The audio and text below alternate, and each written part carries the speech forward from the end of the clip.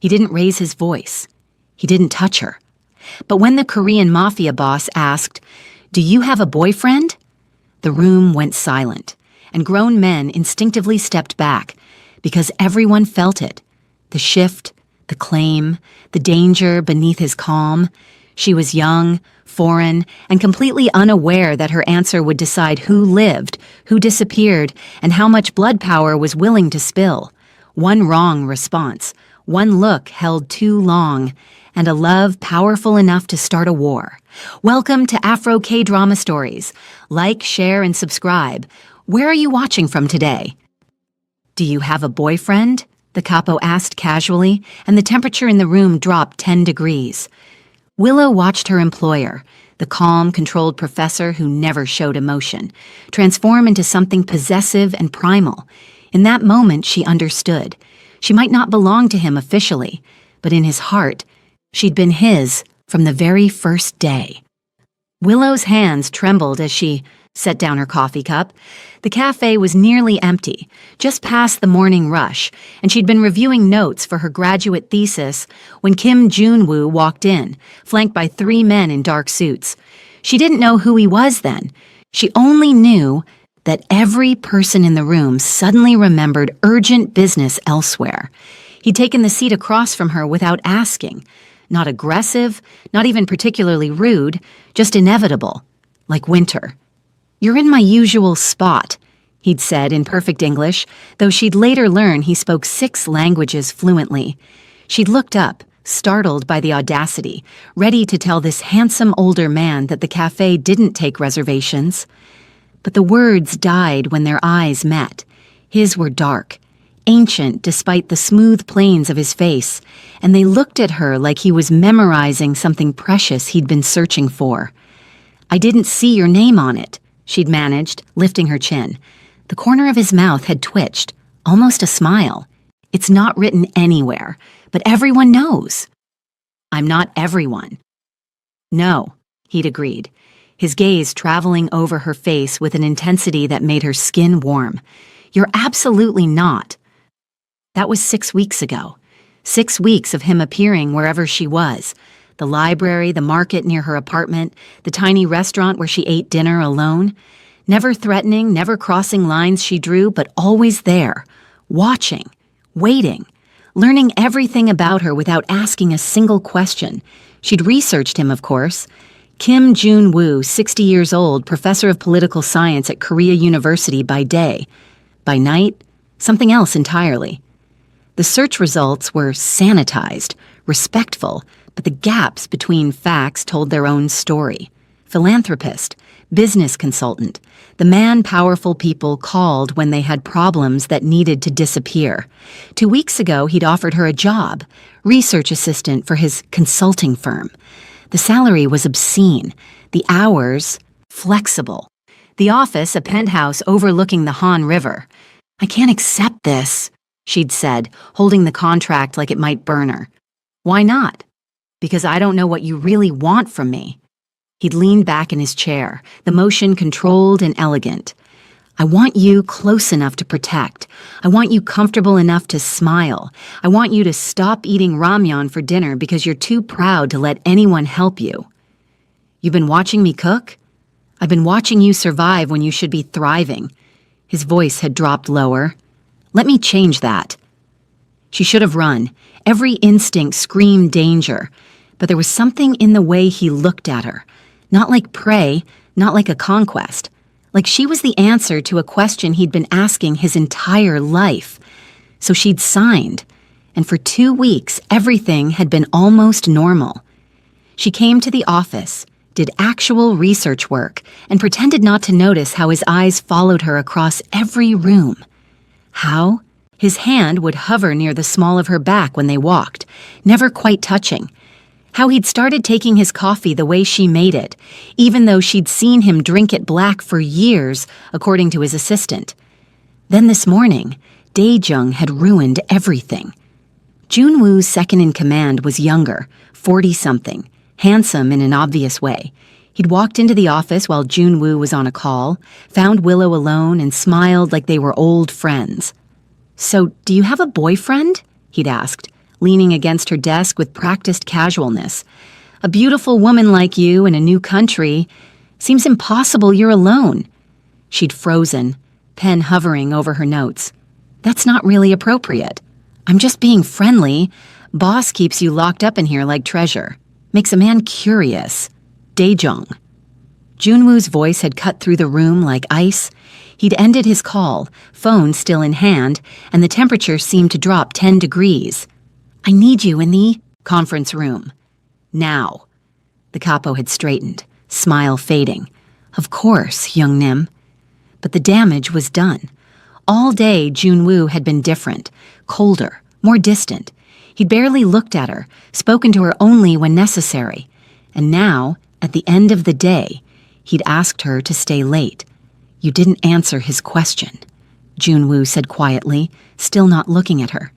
He was signing documents with brutal efficiency, each stroke of his pen precise and controlled. Willow's heart hammered, because it wasn't his business. "Is there someone?" He set down the pen, finally met her eyes. "Back home? Or here?" "No." Something shifted in his expression.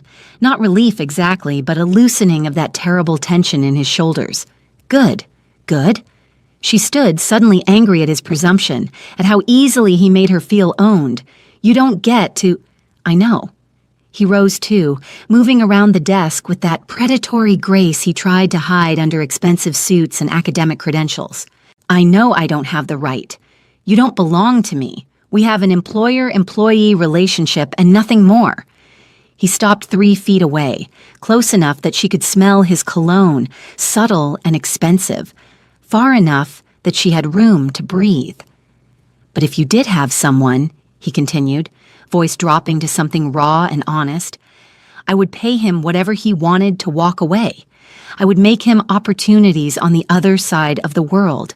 I would do whatever it took to remove him from your life without hurting you in the process." "That's insane." "Yes. No shame in the admission. It is.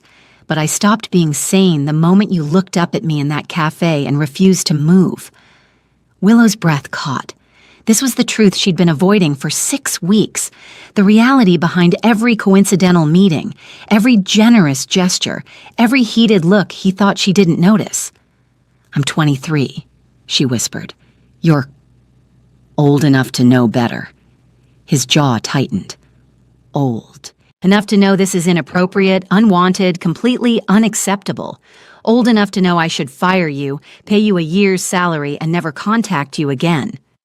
"Then why don't you?" "Because I'm also old enough to recognize the difference between infatuation and inevitability." He took 1 step closer, still not touching, but she could feel the heat of him now. "And you, Willow dos Santos, are inevitable." Her name in his mouth sounded like a prayer and a curse. She should quit. Pack her tiny apartment, use the money she'd already earned, and go back to Maputo. Back to safety, to simplicity, to a life that made sense. But her feet didn't move. "I need to go," she said instead. He nodded once, stepped back. The loss of his proximity felt like cold water. "My driver will take you home." "I can take the subway." "My driver," he repeated, and there was no room for argument in his tone. "Will take you home. He'll wait outside your building until you text that you're inside safely. He'll do this every night from now on. You can't just—" "I can. I am." His eyes held hers, dark and absolute. "You can quit. You can tell me to leave you alone. You can go back to Mozambique, and I'll make sure you have enough money that you never struggle again. But as long as you're in Seoul, as long as you're within reach, you're under my protection. That's not negotiable." She wanted to argue, wanted to tell him she didn't need his protection, his money, his obsessive attention. But she was tired of ramyeon dinners and threadbare pride, tired of being alone in a country where she'd never quite fit, working toward a degree that might lead nowhere. And God help her. She was tired of pretending she didn't feel it too. That magnetic pull, that sense of recognition when he looked at her, like coming home to a place she'd never been. "Okay," she breathed. His eyes widened slightly. He hadn't expected surrender. "Okay?"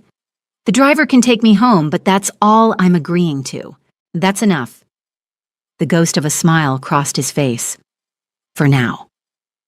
Later that evening, alone in her apartment, Willow stood by the window and looked down at the black sedan parked across the street. She couldn't see the driver, but she knew he was there. Knew he'd report back to June Woo that she was safe. Her phone buzzed. A text from an unknown number. Sleep well. Lock your doors. I've had security upgraded in your building. JW, she should feel violated, stalked, terrified. Instead, she felt something warm and dangerous unfurling in her chest. Something that whispered maybe it was okay to let someone care. Maybe it was okay to be precious to someone who had the power to keep her safe. Maybe it was okay to fall. The next morning, June Woo wasn't in the office. His assistant, a severe woman named Ms. Park, informed Willow that he was handling business across town and wouldn't return until evening. The relief and disappointment warred in her chest with equal intensity. She threw herself into work, analyzing market trends for what she was increasingly certain was a money laundering operation disguised as international consulting. She should care more about that, should probably go to the authorities. But the numbers were fascinating, and besides, who would believe her? Who would protect her if she tried? Around 2 in the afternoon, Dae-jung appeared in her doorway. "Boss is still out," he said, like it was an invitation. Willow didn't look up from her screen. "I'm aware. I wanted to apologize. For yesterday, I was out of line." Now she did look at him. His expression seemed genuine enough, but there was something calculating behind his eyes. "It's fine, forgotten." "See? I don't think it is." He moved into the room, uninvited, closing the door behind him. "I think you told him, and I think he's been breathing down my neck ever since. So I need to know. Are you sleeping with him?" The bluntness shocked her. "Excuse me. It's a simple question. Everyone's curious. You appear out of nowhere. He gives you a title and a salary that took me 5 years to earn, and suddenly he's different, distracted, soft." Dae-jung's voice hardened. "So I need to know if you're his weakness or his whore." Willow stood, fury overriding fear. "Get out! I've worked for him for 15 years. 15 years of loyalty, of blood, of things you couldn't imagine in your prettiest nightmares. And then you show up and suddenly I'm nothing." He stepped closer. "So forgive me for wanting to understand what makes you special." The door opened. June Woo stood in the frame, and the air itself seemed to stop moving. He looked at Dae-jung, then at Willow, then back at his second-in-command. His face was utterly calm. "Leave," he said quietly. Dae-jung turned, jaw tight. "Youngnim, I was just—" "Leave this office. Leave this building. Don't come back until I call you." Still quiet, still controlled. "And Dae-jung, if you ever speak to her again, if you so much as look at her, I will forget every year of service between us. Do you understand?" The younger man's face went white. He nodded once and left, brushing past June Woo without another word. The door closed. Silence stretched between them like a living thing. "How much did you hear?" Willow asked. "Enough." June Woo moved toward her, each step measured. "Are you hurt?" "No, just angry." "Good. Anger is useful." He stopped in front of her, close enough that she had to tilt her head back to meet his eyes. "Fear is corrosive, but anger keeps you sharp. He's your friend. He's my employee. There's a difference." His hand came up, hovering near her face, and she realized she was shaking. "May I?" She nodded, not trusting her voice. His palm cupped her cheek, warm and solid, and she leaned into it without thinking. His thumb brushed along her cheekbone, a touch so gentle it made her throat tight. "I'm going to ask you something," he said, "and I need you to answer honestly." "Okay. Do you want to leave? Not just the job, but soul. This life. Me." His voice remained steady, but she saw the fear flickering behind his eyes. "Because I'll arrange it. I'll make sure you're taken care of, that you finish your degree somewhere safe. I'll even arrange for someone to check on you, make sure you're okay, though it will kill me not to be the one doing it." Her heart cracked open. Here was the most powerful man she'd ever met, offering to let her go, offering to destroy himself for her comfort. And she finally understood. This wasn't obsession. This was devotion so complete it included her freedom. "I don't want to leave," she whispered. His eyes closed briefly, relief washing over his features. "Thank God. But I don't understand this. Any of this. You could have anyone. Someone your age, someone who knows your world, someone who isn't you." He said it like it was the simplest truth in the universe. "I don't want anyone who isn't you." Why? Because when you looked at me in that cafe, you saw a man, not a reputation, not a name, not something to fear or use, just a man who was sitting in your seat. His other hand came up, framing her face. "Do you have any idea how rare that is? How precious?" She was crying now, tears sliding over his thumbs. "I'm scared." "Of me? Of this? Of how much I want to let you catch me?" "Then let go," he murmured. "I promise I won't drop you." The kiss was inevitable. He leaned in slowly, giving her every chance to pull away, but she met him halfway. His lips were soft, careful, asking permission with every small movement. She opened for him, and his control slipped just slightly. The kiss deepened, his hand sliding into her hair, her fingers gripping his suit jacket. When they finally broke apart, both breathing hard, he rested his forehead against hers. "I'm too old for you," he said. "I know. I'm dangerous. My life is dangerous. I know. You deserve someone better. Someone clean, someone safe, someone who could give you a normal life." "I know." She pulled back just enough to meet his eyes. "Are you finished trying to talk me out of this?" A real smile this time, transforming his face into something younger, lighter. "For now." "Good." She kissed him again, brief and sweet. "Because I haven't been able to concentrate on anything but you for 6 weeks, and it's really affecting my productivity." He laughed, the sound rusty like he didn't do it often. "Can't have that. I pay you too much for distraction."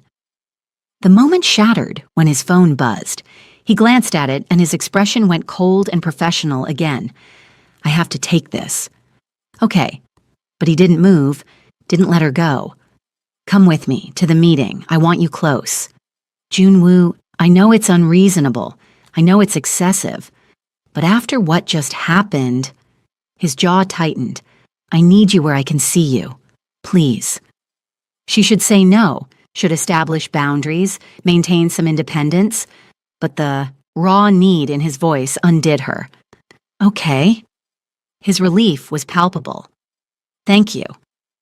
The meeting was in a restaurant that probably cost more for one meal than her apartment cost for a month. Private room, 3 men in suits even more expensive than Junwoo's. They spoke in rapid Korean, too fast for her limited vocabulary, but she caught names and numbers. Business, all business. Junwoo kept her close, his hand occasionally brushing hers under the table, a reminder that even in this world of power and danger, she was his anchor, his reason for staying human. When it ended, one of the men, older, silver-haired, with eyes like a shark, looked at Willow for the first time. "Is this your new weakness, Junwoo?" he asked in English. "How much should I offer for her?" The room went silent. Junwoo's voice, when he spoke, could have cut steel. "Chairman Baek, you should leave now." "I'm simply curious. You've never brought a woman to business before. Must be special. Must be expensive." The older man smiled. "Everything has a price." "Not her. Everyone. Not her." Junwoo stood, and suddenly, he wasn't a professor or a businessman. He was something ancient and lethal. Walk away while you still can. Chairman Baek studied him for a long moment, then laughed. "I see. Finally, after all these years, someone got under your skin." He stood, buttoning his jacket. "She'd better be worth what you're about to lose." The threat hung in the air even after he left. The other 2 men exchanged glances and followed quickly. Willow's voice was small. "What did I just cost you?" "Nothing that matters." Junwoo pulled out his phone, typing rapidly. But we need to go, now. The penthouse was different at night. Floor-to-ceiling windows revealed Seoul spread out like scattered diamonds, but Willow couldn't appreciate the view. Junwoo was on his third phone call in 20 minutes, speaking Korean too quickly for her to follow, his free hand running through his hair in a gesture. That told her everything was falling apart. She'd caused this. One dinner meeting, one uncomfortable question, and suddenly his carefully built empire was shaking. When he finally ended the call, the silence felt oppressive. "Tell me the truth," she said. "What happens now?" He turned from the window, and in the dim lighting, he looked every one of his 60 years. Tired, worn, but still devastatingly handsome. Chairman Beek controls shipping routes I need. Without his cooperation, 3 of my largest operations become impossible. Operations meaning things you're better off not knowing details about. He moved to the bar, poured himself whiskey, didn't drink it. He's going to push, test how far I'll go to protect you.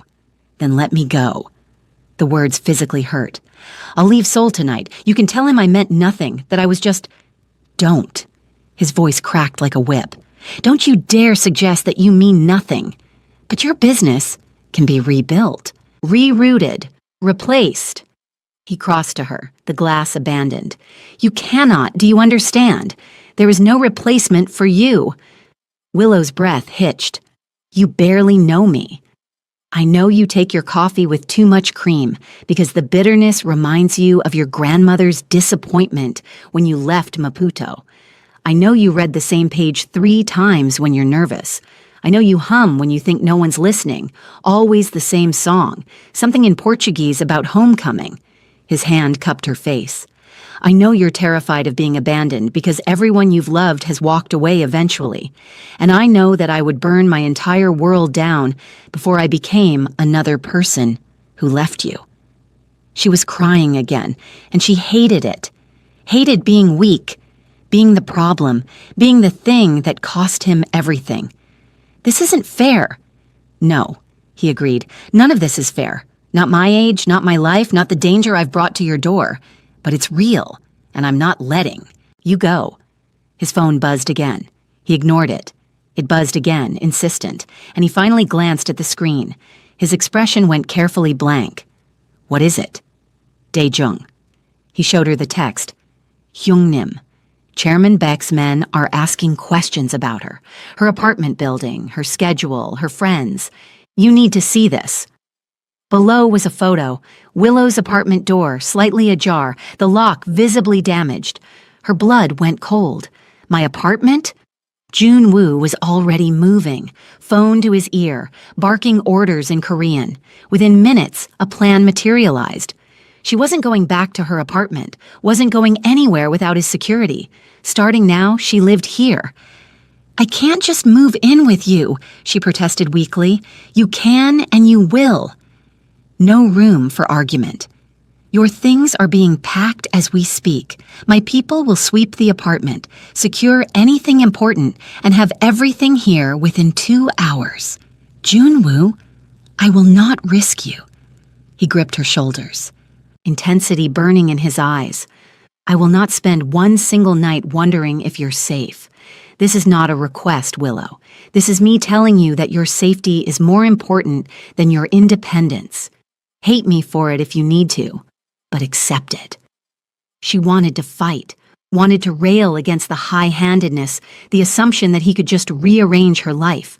But her apartment door was broken, and dangerous men were asking about her, and suddenly independence felt like a luxury she couldn't afford. Okay, she whispered. Relief flooded his features.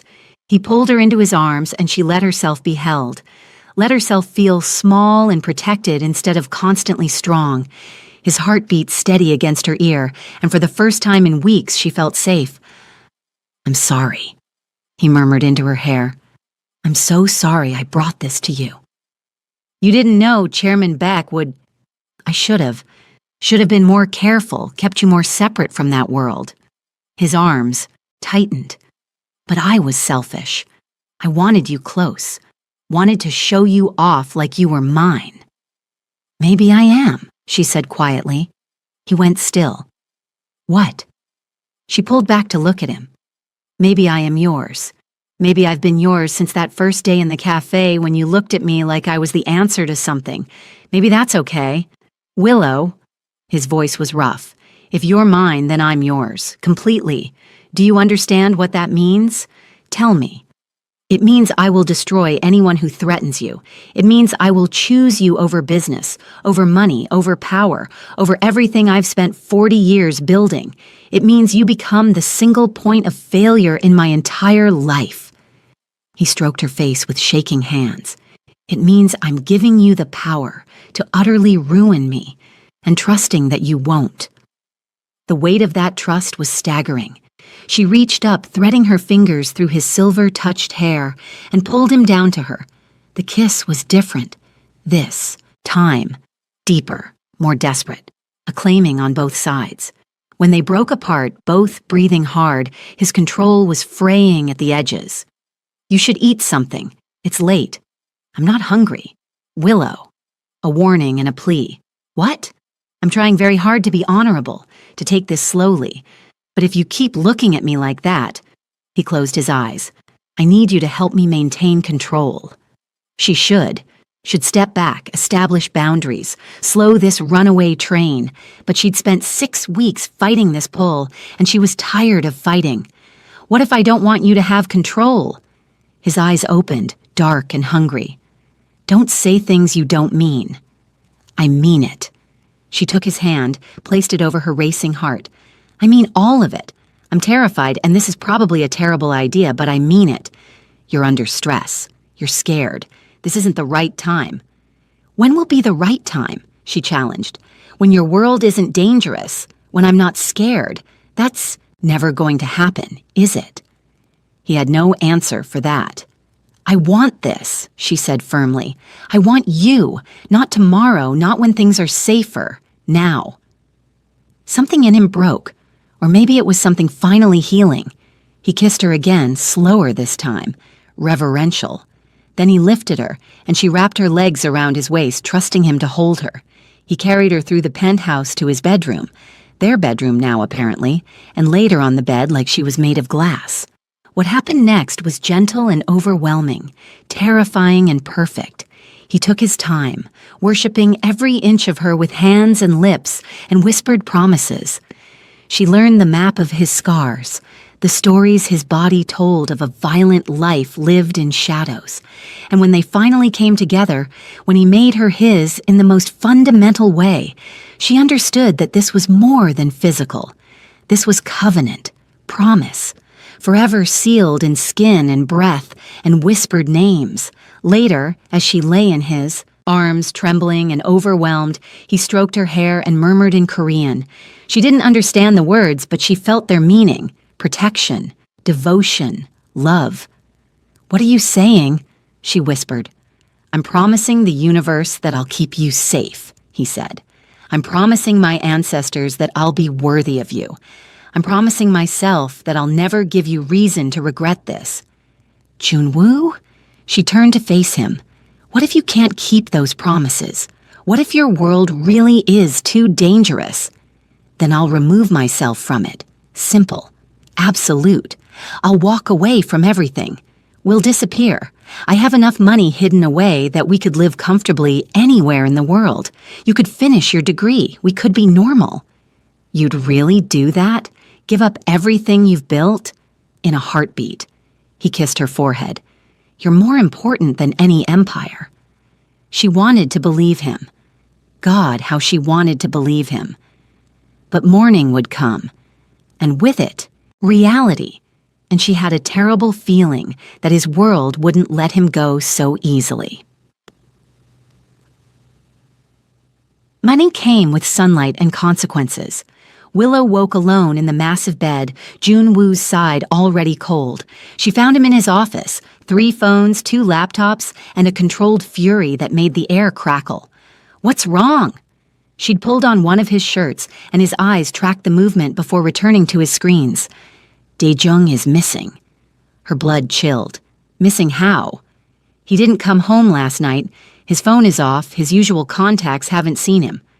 Junwoo's jaw was tight. Chairman Beck has him. How do you know? Because this is how it works. They take something of mine to prove they can. Usually it's money or leverage or a business opportunity. This time, his eyes met hers.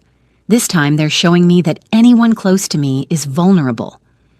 But Dae-jung questioned me. He was angry about me. Maybe he went to them, voluntarily. No. Junwoo shook his head. He's loyal, even angry, even jealous, he's loyal. He wouldn't betray me. A pause. But they'll make it look like he did. The phone on his desk rang. He answered, listened, and went very, very still. When he hung up, his face was carved from stone. They're delivering a message, literally. He stood, grabbed his jacket. Stay here, lock the doors, my security team is outside. I'm coming with you. Absolutely not. Junwoo. Willow, please. He grabbed her shoulders. Please stay here. What I'm about to see, you shouldn't have to witness it. The fear in his eyes told her everything. Dae-jung wasn't just missing. He was a message written in violence.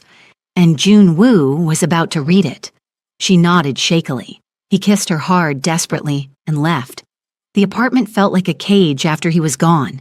Beautiful, luxurious, but still a cage. She paced, checked her phone obsessively, tried to focus on anything but the growing dread in her stomach. 2 hours later, Junwoo returned. His suit was splattered with blood. Oh God, she rushed to him. Are you hurt? It's not mine. His voice was hollow. Dae-jung is dead. They left him in front of my secondary office, beaten, tortured, with a note pinned to his chest. What did it say? Everything has a price. He looked at her, and she saw something shattered behind his eyes. They killed him because I wouldn't negotiate over you. They killed him to show me what happens when I choose a woman over business. Guilt crashed over her. This is my fault. No. He grabbed her face. No. This is Chairman Beck's fault.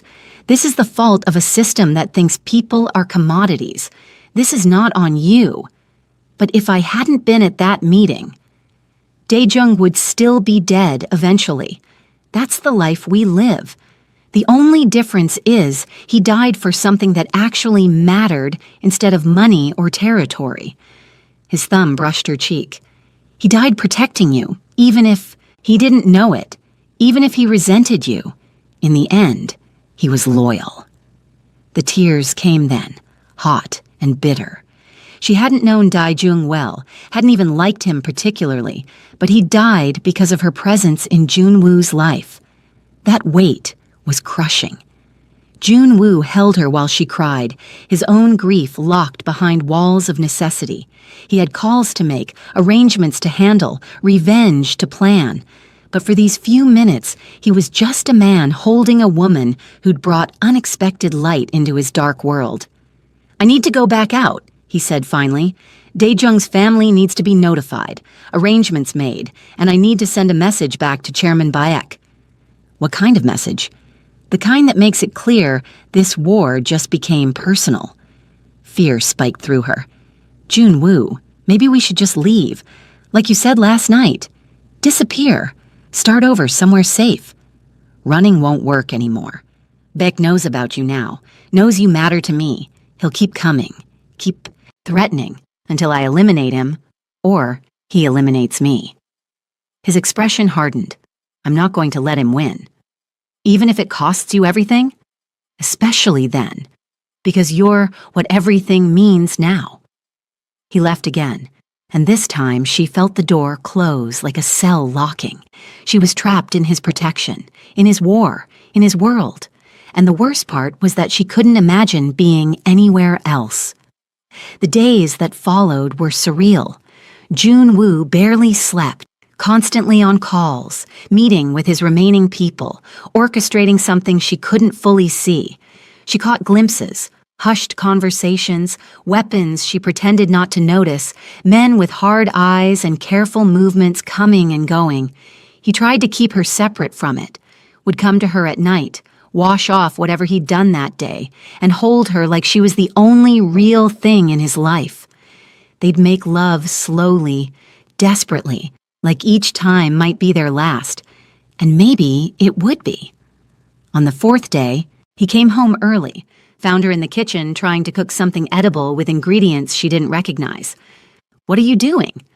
He almost smiled, trying to be useful, trying to feel normal.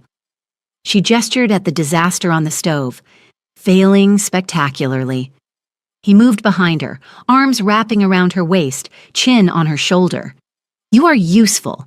You're the only thing keeping me human right now. I don't want to be the reason you lose yourself. You're the reason I found myself." He turned her to face him.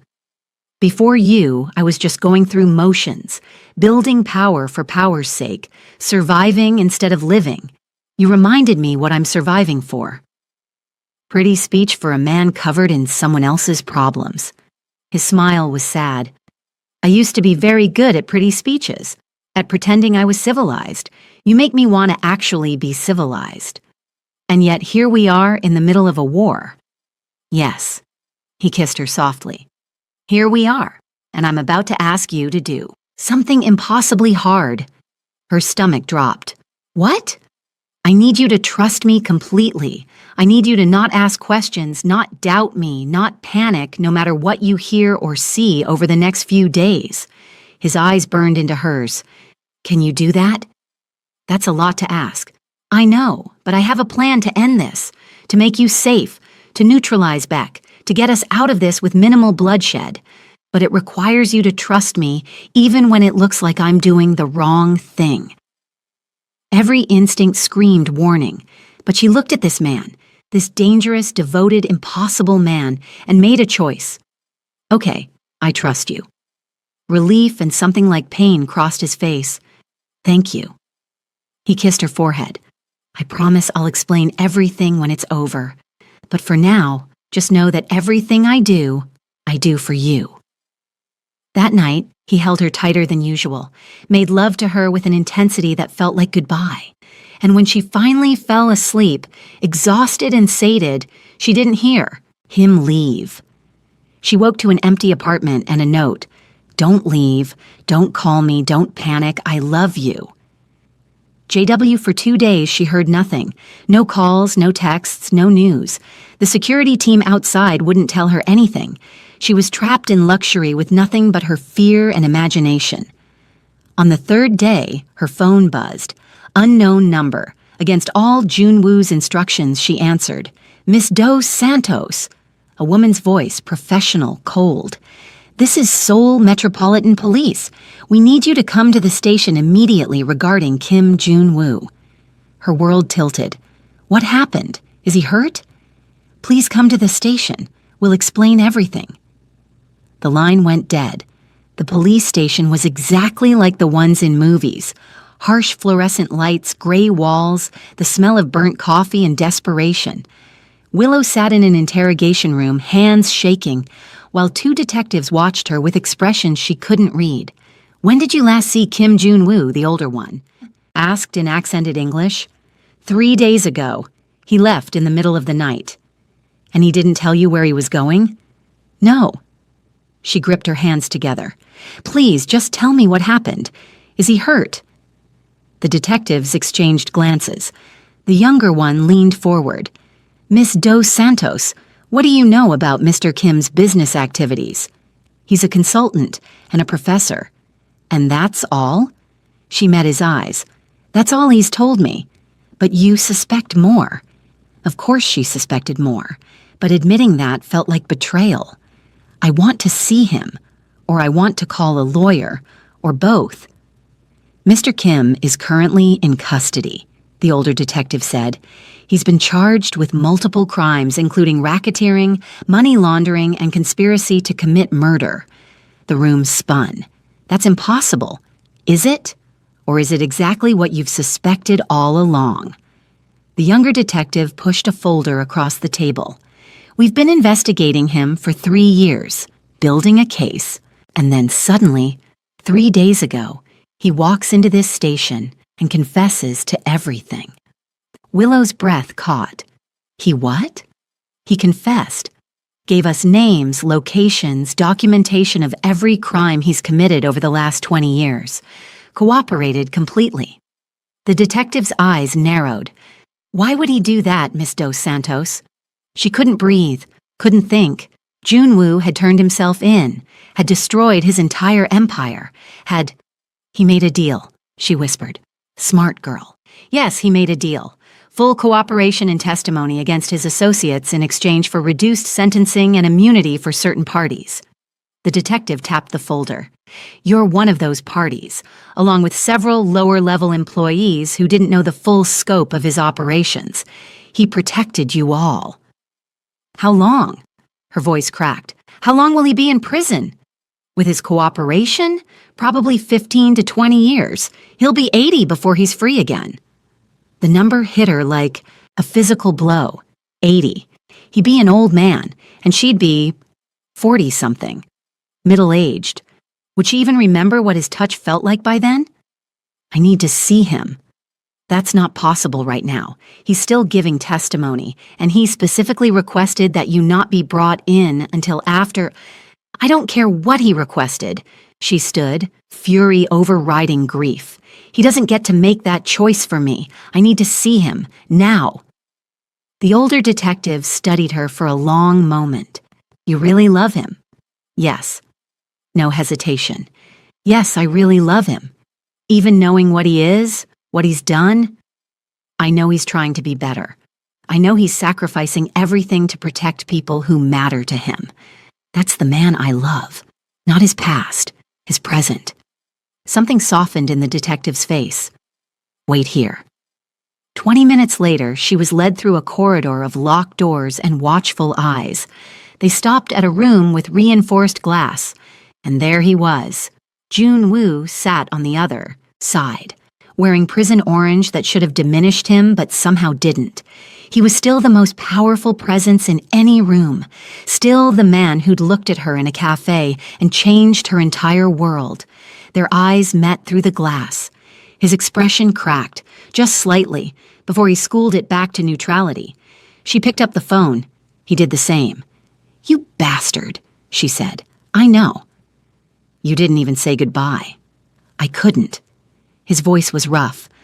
If I'd said goodbye, I wouldn't have been able to leave. You should have told me your plan. If I'd told you, you would have tried to stop me, or insisted on taking the blame, or done something equally self-destructive. His hand pressed against the glass. This was the only way to keep you safe. By leaving me? Tears burned her eyes. By throwing away 20 years of your life? By ensuring you have a life at all. His jaw tightened. Chairman Beck is finished. Everyone he worked with is being arrested. His assets, frozen. His power destroyed.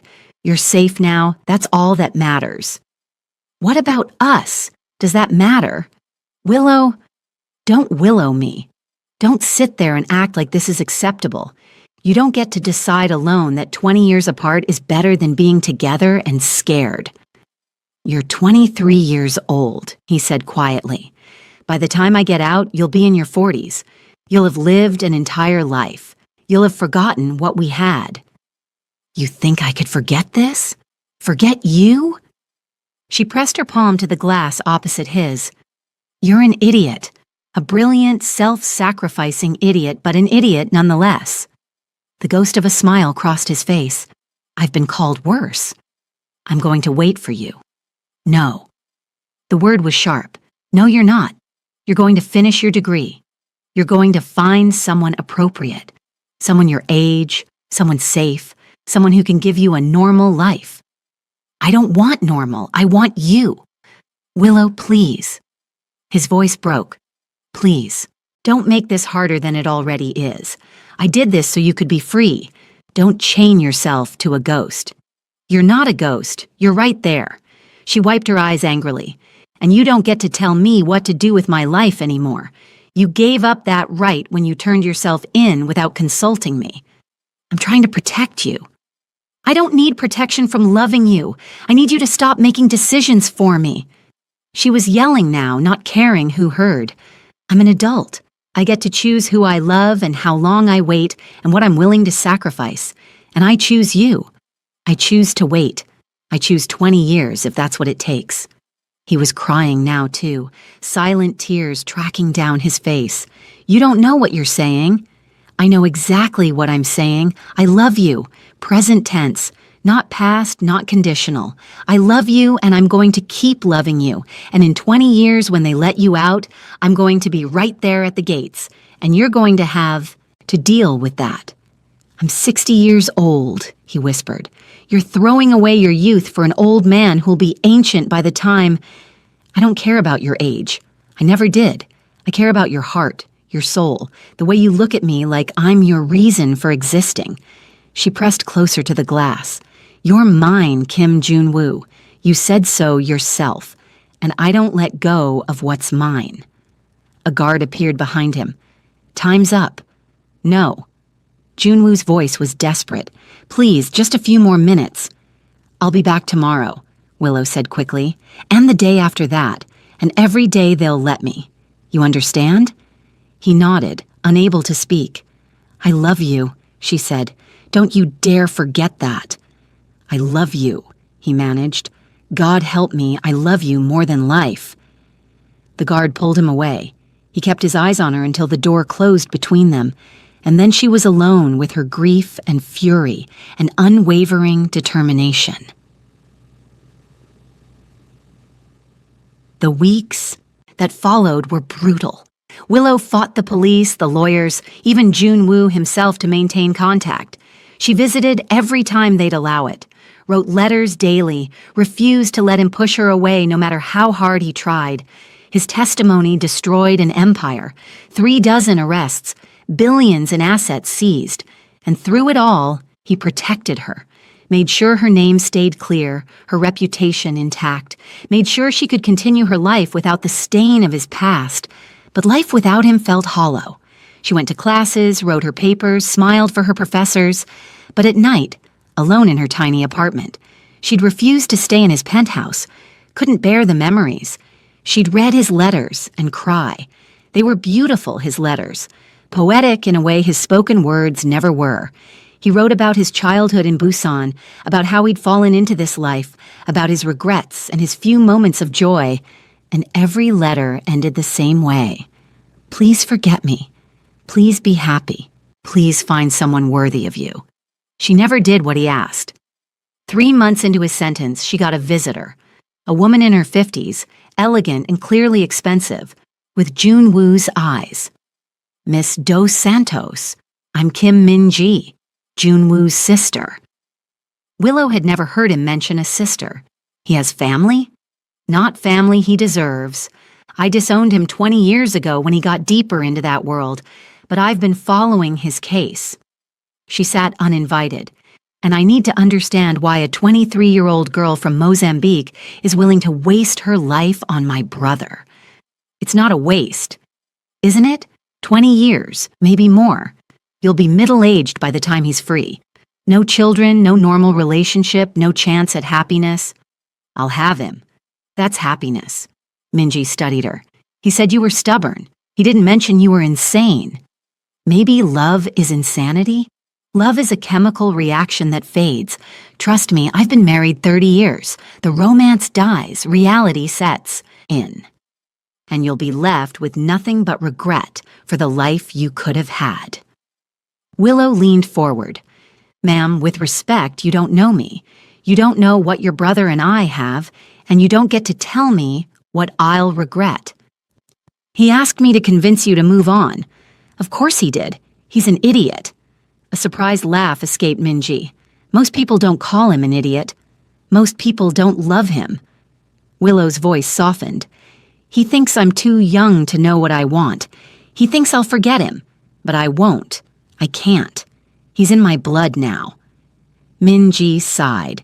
"You really mean this?" "Every word." "Then you're going to need help. Money for visits, for lawyers if you want to advocate for early parole. Support for when the media discovers you and makes your life hell." She pulled out a card. "This is my number. Call me if you need anything. Anything at all." Willow took the card, surprised. "Why would you help me?" "Because my brother has spent his entire life being what our family needed him to be. Strong, dangerous, willing to do the dark things so the rest of us could stay clean. He sacrificed his soul for our comfort. Minji's eyes were bright with unshed tears.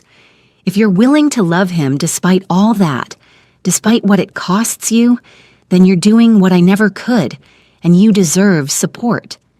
After she left, Willow held the card and cried. For Junwoo, for herself, for the impossible situation they'd found themselves in. But beneath the grief was steel. She would survive this. They would survive this. She just had to be strong enough for both of them. Months into his sentence, Willow got her master's degree. She wore her cap and gown and smiled for photos, and all she could think was that Junwoo should be there. He'd paid for this degree, had encouraged her every step, and he was locked away because he'd chosen her over his empire. That night, she visited, told him about the ceremony. His eyes shone with pride. "I wish I could have been there," he said through the phone. "Me too, but you'll be there for the next one." "The next one? I'm starting my PhD, and in 20 years, when you get out, you're going to meet Dr. Willow dos Santos, and I'm going to be brilliant enough to match you." He smiled, real and warm. "You already match me. You exceed me. Sweet talk won't make me forget you abandoned me. I didn't abandon you, I protected you. Same thing from where I'm sitting. Willow, I'm kidding, mostly." She pressed her hand to the glass. "But seriously, Junwoo, 20 years. We need to talk about what that means." His expression shuddered. "It means you move on." "No, it means we figure out how to stay connected. Letters, visits, phone calls. It means we're honest about how hard this will be. It means we're a team, even through barriers. I don't want to hold you back. You're not. You're giving me something to build toward, someone to become worthy of." She smiled softly. "Besides, you think I could fall in love with anyone else after you? You ruined me for normal men." "That's not something to be proud of. I'm proud of loving you, of being loved by you, even like this, even through glass and bars and impossible distance." She met his eyes. Don't give up on us. Please." He closed his eyes briefly. When he opened them, they held acceptance and something like hope. Okay, I won't give up. Promise me. I promise. 20 years. We'll make it work. Together. Together. It was the first time he'd admitted it could work. The first time he'd stopped trying to push her away. And in that moment, despite everything, Willow felt something like peace. They would survive this. Against all odds, against all logic, they would make it. They had to. 15 years passed like a slow-motion dream. Willow built a life around absence. She finished her PhD focusing on international organized crime and rehabilitation, her way of understanding Junwoo's world and maybe finding paths to reform it. She took a position at Korea University, the same place he'd taught. His old colleagues became her mentors, never quite saying they knew about her connection to the infamous Kim Junwoo, but their kindness suggested they understood. She visited him twice a month, every month for 15 years, watched silver turn to white in his hair, watched lines deepen around his eyes, watched him age behind glass and bars while she grew into the woman she'd promised to become. His letters never stopped. Every week, without fail, pages filled with his distinctive handwriting. He wrote about the books he read, the men he met inside, the ways he was trying to become someone worthy of her dedication. He took classes, got multiple degrees, learned to paint, anything to fill the endless hours and become more than the man who'd confessed to terrible things. He still tried to push her away sometimes. Every time she mentioned turning down a date or avoiding romantic complications, he'd write back begging her to reconsider, to find someone who could give her everything he couldn't. She never listened. Minji became her closest friend. The sister who'd once abandoned Junwoo's now showed up for Willow every time grief threatened to overwhelm her. Birthday dinners, holiday celebrations, someone to call at 3 a.m. when the loneliness felt unbearable. "You're really going to do this?" Minji said one evening over wine. They were celebrating Willow's 38th birthday, a milestone that felt both impossible and inevitable. Wait the full 20 years. Did you doubt me? Every day for the first 5 years. Then I realized you're more stubborn than he is. Minji refilled their glasses. He doesn't deserve you. Probably not, but I don't love him because he deserves it. I love him because I can't help it. Romantic idiot. Absolutely. Willow smiled. But I'm his romantic idiot. That counts for something. The next day, she got a call that changed everything. Junwoo's lawyer, a sharp woman named Kim Sun-hee, who'd been fighting for his early release for years, had news.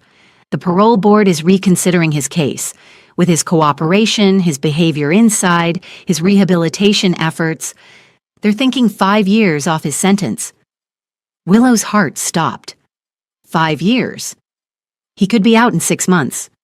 But Sun-hee hesitated. There's a complication. What complication? Chairman Bayek's son has been making noise, threatening to block the parole. Apparently he blames Junwoo for his father's death. The old man had a heart attack in prison 5 years ago. He's been building political pressure, calling in favors. Can he actually stop this? Maybe he has connections. But more concerning is what he might do if the parole goes through. There are rumors he's planning revenge. Cold fear settled in Willow's stomach. After 15 years, the Empire is gone. Junwoo isn't a threat anymore. Revenge doesn't care about logic. It cares about satisfaction. Sun-hee's voice was grim. I wanted to warn you. If he gets out, both of you will need to be careful. That night, during her visit, Willow told Junwoo everything. She watched fear and hope war in his expression. 5 years early, he whispered. I could be out this year. We could be together this year. Willow, if Beck's son is making threats. I don't care. We've waited 15 years. I'm not waiting 5 more because some spoiled heir wants vengeance. You should care. You should be terrified. This is exactly why I tried to make you leave all those years ago. And I didn't leave then. I'm certainly not leaving now when we're so close. She pressed her hand to the glass, and he mirrored the gesture. We're going to fight this, together, whatever it takes. You've become fiercer, he said softly. When I met you, you were all soft vulnerability. Now you're steel.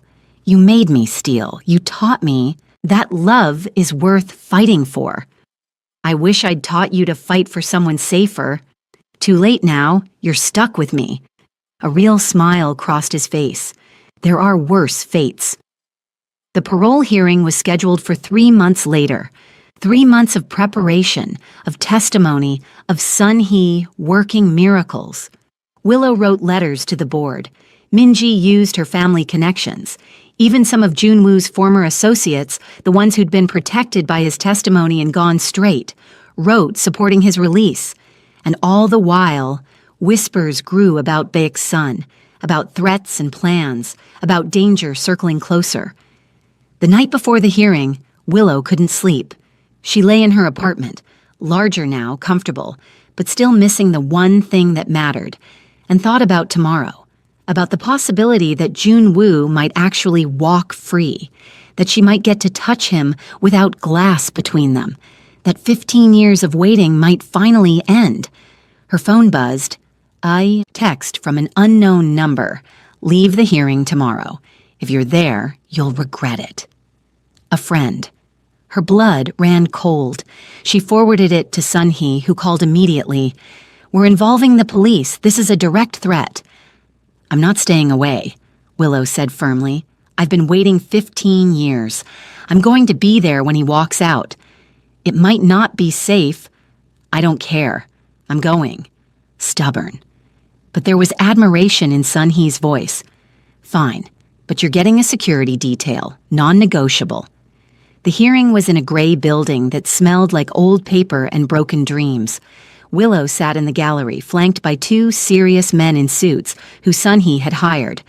Her heart hammered as they brought Junwoo in. He looked older, grayer, but still devastatingly handsome, still carrying himself with that controlled power that had first drawn her attention. His eyes scanned the room until they found her, and the world narrowed to just them. She smiled, mouthed, "I love you." He closed his eyes briefly, gathering himself, then faced the parole board. The hearing was clinical. Recitation of crimes, of cooperation, of rehabilitation, character witnesses, his sister, former cellmates who'd turned their lives around with his mentorship, even a prison guard who testified to his consistent good behavior. And then it was over. The board would make their decision within 48 hours. As they led Jun-woo out, he looked back at her one more time. The longing in his eyes nearly broke her heart. So close. They were so close. In the corridor, a man stepped in front of her, young, expensive suit, and eyes full of hatred. Beck's son. "You're the reason," he said quietly.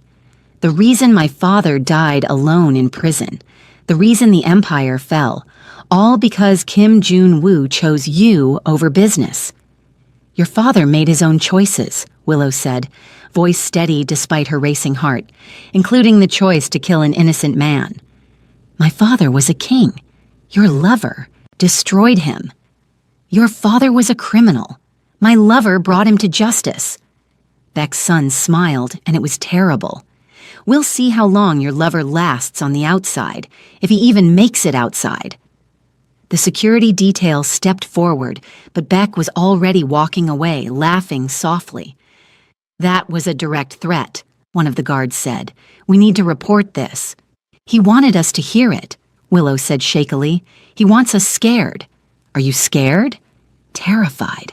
But I'm not backing down." 48 hours felt like 48 years. Willow jumped every time her phone rang. Couldn't eat, couldn't sleep, just paced her apartment and waited. Finally, Sun-hee called. "He's approved. Jun-woo is getting early parole." Willow's knees went weak. When? 2 weeks. They're processing paperwork, ensuring conditions are met. 2 weeks, and he's free. 2 weeks, 14 days, 336 hours. After 15 years, 2 more weeks should feel like nothing. Instead, they felt eternal. Jun-woo called her that night, one of his rare permitted phone calls. "I heard the news." 2 weeks, she whispered. 2 weeks. His voice was rough with emotion. "Willow, I need you to promise me something. Anything. If something happens to me, if Beck's son makes good on his threats, I need you to run. Leave Korea. Go back to Mozambique or somewhere else safe. Don't try to avenge me, just survive. Nothing is going to happen to you. Promise me anyway. Jun-woo, please, I need to know you'll be safe. That's all I've ever needed." She closed her eyes against tears. "I promise. But you're going to be fine. We're both going to be fine." "I hope so. God, I hope so." The 2 weeks crawled by with agonizing slowness. Willow prepared her apartment, bought new sheets, stocked the fridge, made space in her closets. 15 years of living alone had taught her independence, but she was ready to unlearn it, ready to share her space, her life, her everything with him. Minji helped her plan. "You know he's going to be different, right? Prison changes people." "I know, I'm different too. We'll figure it out together." "What if you don't recognize each other anymore?" "We've been writing letters for 15 years. I know his soul. That's what matters." "Romantic idiot," Minji said fondly. "But I'm happy for you, for both of you." The night before his release, Willow couldn't sleep. She lay awake imagining tomorrow, imagining finally touching him without barriers, imagining bringing him home, imagining all the tomorrows stretching ahead of them. Her phone buzzed at 3 a.m. Sun-hee. "There's been an incident at the prison. Someone attacked Jun-woo. He's in the hospital." The world stopped. "How bad?" "I don't know yet. I'm heading there now. Meet me at Seoul General." The hospital was chaos. Guards everywhere. Police taking statements. And somewhere in this building, Jun-woo was hurt because of her. Because 15 years hadn't been enough to satisfy revenge. Sun-hee found her in the waiting room. He's alive. Stable. Someone paid an inmate to attack him with a shiv during morning count. He got stabbed twice, but he's going to survive. Beck's son. Almost certainly. But we can't prove it. The inmate is claiming it was a personal grudge. Can I see him? Not yet, he's in surgery, but Willow. Soon he gripped her hands. This is serious. Even if he recovers, the parole board might revoke his release. An attack like this, questions about safety. No. Willow's voice was steel. No, they can't do that. He was the victim. He didn't do anything wrong. I know, I'm going to fight it, but you need to prepare for the possibility that... No. She pulled away. I'm not preparing for that. He's getting out tomorrow as scheduled. He's going to be fine. We're going to be fine. She had to believe it, had to will it into truth, because the alternative was 15 years of waiting for nothing. Hours later, they finally let her see him. He was pale against white sheets, bandages across his torso, but his eyes were clear when they met hers. You came, he whispered. Of course I came. She took his hand, careful of the IV. You scared me. I'm sorry. I should have been more careful. This wasn't your fault. Everything is my fault. My past, my choices, my enemies. His grip tightened on her hand. You should have listened to me 15 years ago. Should have run when you had the chance. Stop. She leaned close, pressing her forehead to his. Stop trying to push me away. It didn't work then. It won't work now.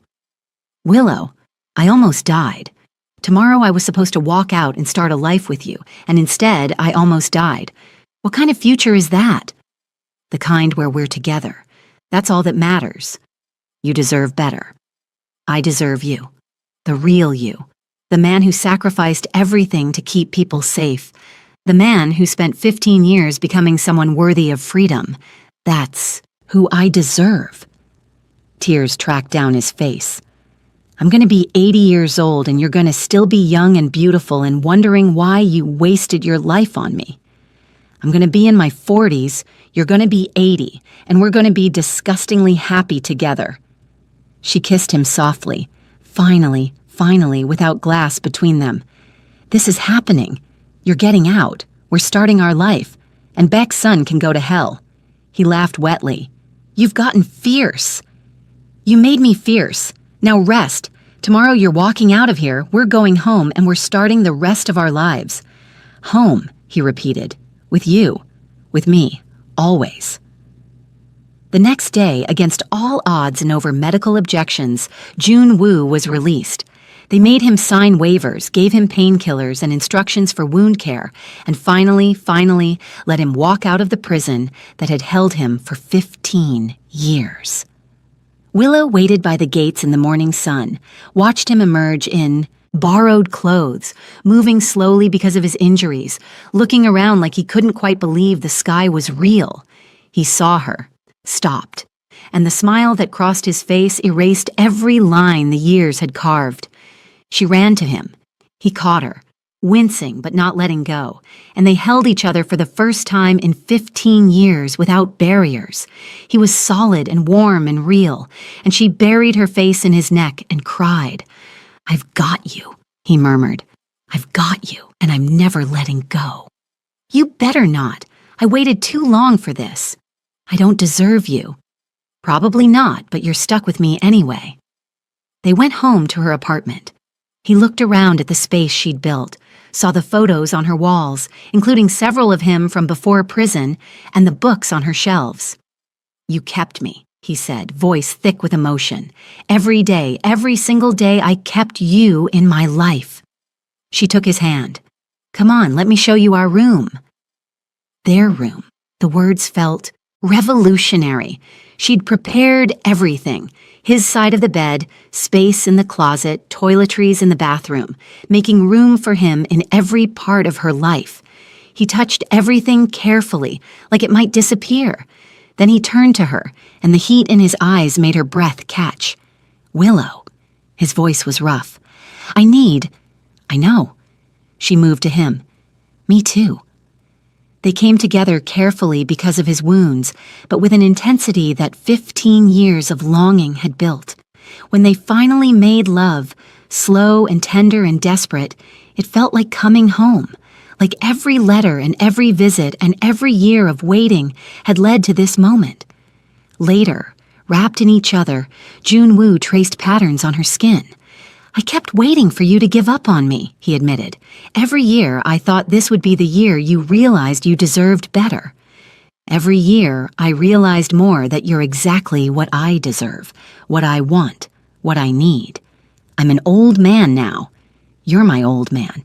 She kissed his shoulder. And I love you exactly as you are. I love you. He tilted her face up to his. I've loved you since you refused to move from my seat in that cafe. I'll love you until my last breath. And if there's anything after, I'll love you there too. That's quite a commitment. I'm good at commitment. I waited 15 years in prison dreaming of this moment. I can commit.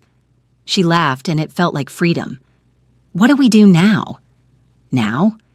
Now we figure out how to be normal, how to be together without barriers or threats or impossible situations. What if Beck's son comes after us again? Then I'll protect you. I'll do whatever it takes. His arm tightened around her, but hopefully he'll realize revenge has cost him enough, that it's time to move on. And if he doesn't, then I'll remove him from the equation, legally this time, he added when she stiffened. I'm done with that life, but I still have resources, still have connections. I can make sure we're safe, without going back to who I was. I trust you. That's a dangerous thing to give me. Good thing I'm brave. 3 months later, Willow walked into Korea University's main hall on Junwoo's arm. She was giving a keynote speech at a symposium on criminal justice reform, and he'd insisted on being there. You're going to be brilliant, he'd said that morning, adjusting her collar with the kind of care that made her heart melt. You're biased. Extremely, but also correct.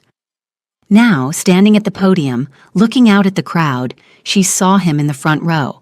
75 years old, hair completely white, but still the most striking man in any room. Still looking at her like she hung the moon.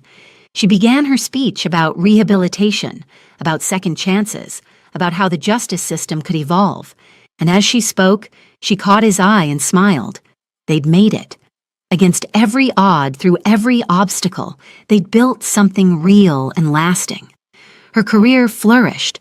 His parole, conditions were slowly relaxing. They'd bought a small house outside Seoul, filled it with books and art and the kind of quiet happiness that came from weathering storms together.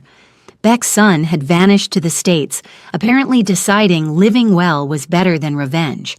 Or maybe he'd finally understood that some battles couldn't be won. After the speech, after the applause and congratulations, Junwoo took her hand. Proud of you, he murmured. Proud of us. Yes, proud of us. That night at home, he pulled out a small box. Junwoo, I should have done this 15 years ago. Should have asked properly before everything went to hell. But I'm asking now. He opened the box, revealing a simple, beautiful ring. Willow dos Santos, will you marry me? Will you make official what's been true for years? Will you be mine, publicly and legally and forever? She was crying again, happy tears this time. Yes, God, yes. He slipped the ring on her finger, and it fit perfectly. Like everything between them, unlikely, impossible, but absolutely right. 6 months later, they married in a small ceremony with Minji and a handful of close friends. Nothing fancy, nothing public, just two people who'd fought for 15 years to be together, finally making promises in front of witnesses. And 1 year after that, Willow discovered she was pregnant. That's impossible, she said, staring at the test. I'm 41, you're 76. This shouldn't... Apparently, we're very stubborn about defying odds, Junwoo said, looking at the test with wonder. A baby. We're having a baby. Are you okay with this? I know we didn't plan. He kissed her, silencing her doubts. I'm more than okay. I'm overwhelmed, terrified, ridiculously happy. Their daughter was born on a spring morning, tiny and perfect and already loved beyond measure. They named her Min Hee, after Jun Woo's sister who'd become Willow's anchor through the hardest years. Holding his daughter, Jun Woo cried for the first time in decades. "I never thought I'd have this," he whispered. "A family. A normal, beautiful family." "Nothing about us is normal," Willow said from the hospital bed, exhausted and radiant. "No, but it's ours." He kissed his daughter's forehead. "And it's perfect." Years later, when Min-hee asked how her parents met, Willow smiled and said, "Your father sat in my seat at a cafe and refused to move." That's it. That's everything. Sometimes love starts with someone being stubborn about exactly the right thing. Jun Woo, now in his 80s but still sharp and present, added, "Your mother taught me that some things are worth waiting for, worth fighting for, worth sacrificing everything to protect." "Like family?" "Like family," he agreed. "Like love. Like the impossible becoming possible if you're brave enough to hold on." Their daughter grew up knowing her father had a complicated past, that he'd spent years in prison for terrible things he'd done to protect people he loved. But she also knew he'd become someone better, someone who proved that people could change, could grow, could find redemption. And every day Willow watched Jun Woo with their daughter and felt grateful for every stubborn choice she'd made, for refusing to leave when logic said she should, for waiting when everyone told her to move on, for loving impossibly and completely until impossible became real. On their 20th wedding anniversary, 35 years after that first meeting in a cafe, they sat on their porch watching the sunset. "No regrets?" he asked softly. "Not one," she said. "You. Only that I didn't ask you to keep my seat warm instead of taking it." He smiled. "Would have saved us a lot of trouble." She laughed. "But what a beautiful trouble it was." "Beautiful trouble," he agreed. "The very best kind." And as the sun set over Seoul, painting the sky in impossible colors, two people who'd fought 15 years to be together held hands and knew they'd choose each other again in every lifetime, through every obstacle, forever. Because some love stories don't make sense. Some love stories defy every odd. Some love stories require sacrifice and patience and the stubborn refusal to let go. But those are the love stories that last. Those are the ones worth everything. The end final message. Love isn't about perfection or convenience. It's about choosing someone every day, even when everything else tells you to walk away. It's about patience, sacrifice, and the courage to wait for what truly matters. Sometimes the greatest act of love is simply refusing to give up on someone, even when the world says it's impossible. True love doesn't ask you to be reasonable. It asks you to be brave. Please like, share, and subscribe.